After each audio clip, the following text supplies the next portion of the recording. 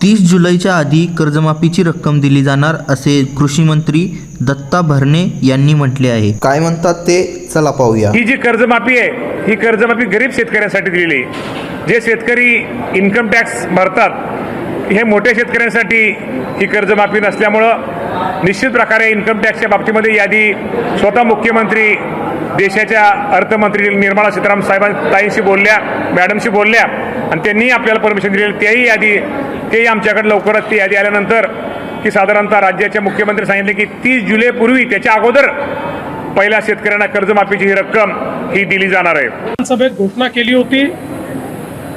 आजपर्यंत सगळ्या कर्जमाफी योजनांमध्ये लगतच्या कर्जमाफी योजनेतले जे पात्र उमेदवार असतात त्यांना अपात्र करण्यात आलं।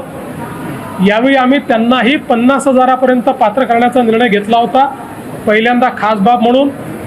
परंतु रणधीर सावरकर यांच्या नेतृत्वात सत्ता पक्षाचे आमदार मला भेटले आणि त्यांनी विनंती केली की त्यांनाही 2 लाखापर्यंत कर्जमाफी द्यावी, म्हणून पहिल्यांदा राज्याच्या इतिहासामध्ये कर्जमाफीमध्ये त्यांचाही समावेश करण्यात आलेला आहे।